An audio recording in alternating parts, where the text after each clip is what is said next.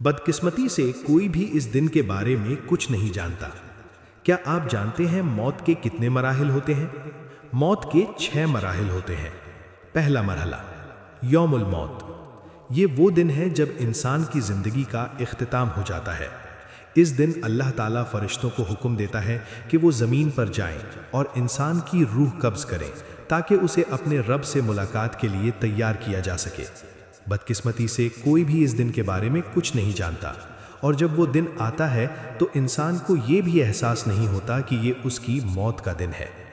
अलबत्ता इंसान अपने जिस्म में तब्दीलियां महसूस करता है। मोमिन के दिल को इस दिन सुकून और खुशी नसीब होती है, जबकि बुरे अमाल करने वाले को सीने और दिल में घुटन और दबाव महसूस होता है। इस मरहले पर शयातीन और जिन्नात फरिश्तों के नुज़ूल को देखते हैं, लेकिन इंसान उन्हें नहीं देख सकता। कुरान करीम में इस मरहले की तरफ यूं इशारा किया गया है, और उस दिन से डरो जिस दिन तुम अल्लाह की तरफ लौटाए जाओगे, फिर हर जान को उसके किए का पूरा बदला दिया जाएगा। सूरतुल बकरा आयत नंबर 281। दूसरा मरहला रूह का तदरीजी तौर पर निकलना। ये मरहला पाँव के तलवों से शुरू होता है। रूह आहिस्ता आहिस्ता ऊपर की तरफ बढ़ती है, टांगों, घुटनों, पेट, नाफ और सीने से गुजरती हुई एक मकाम तक पहुंचती है।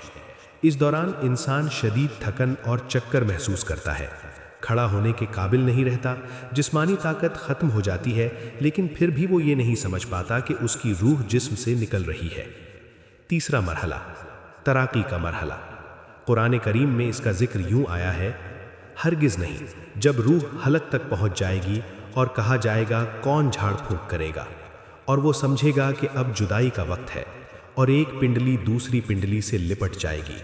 सूरतुल क़यामा आयत नंबर 26 से 29। तराकी हलक के नीचे की इन 2 हड्डियों को कहा जाता है जो कंधों तक फैली होती हैं।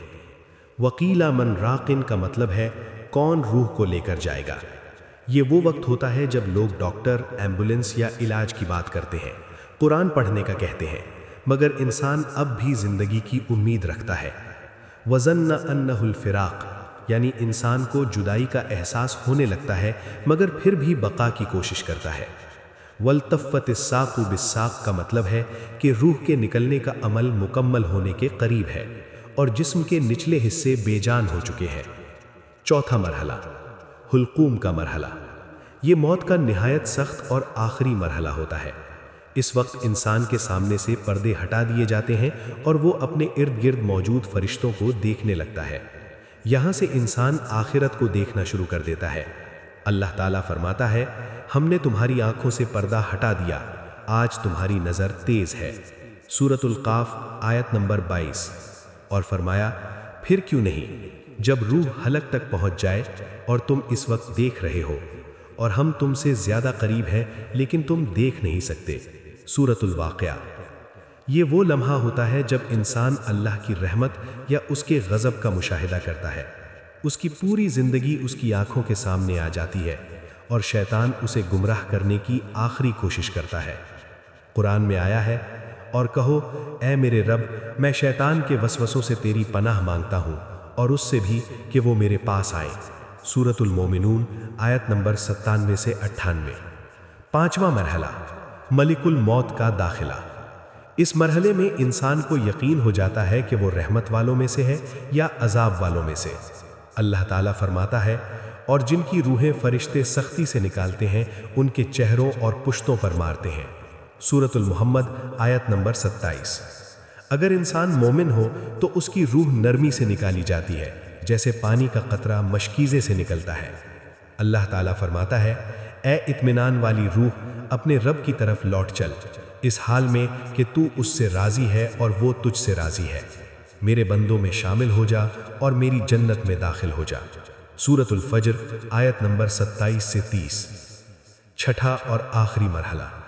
ये वो मरहला होता है जब रूह मुकम्मल तौर पर जिस्म से जुदा हो जाती है।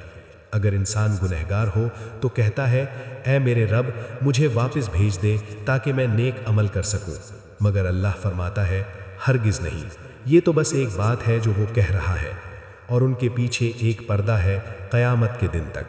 सूरतुल मोमिनून आयत नंबर 99 से 100। और फरमाया, और मौत की सख्ती हक के साथ आ जाएगी, یہی وہ چیز ہے جس سے تم بھاگتے تھے۔ سورۃ القاف آیت نمبر 19۔ یہاں مومن کے لیے جنت کی خوشخبری ہے اور گنہگار کے لیے عذاب کی وعید۔ ایک مفسر سے پوچھا گیا کہ لوگ موت سے کیوں ڈرتے ہیں؟ انہوں نے جواب دیا، اس لیے کہ تم نے دنیا کو آباد کیا اور آخرت کو برباد کیا۔ اے میرے اللہ، ہمارا آخری خاتمہ دین اسلام پر فرمانا، آمین۔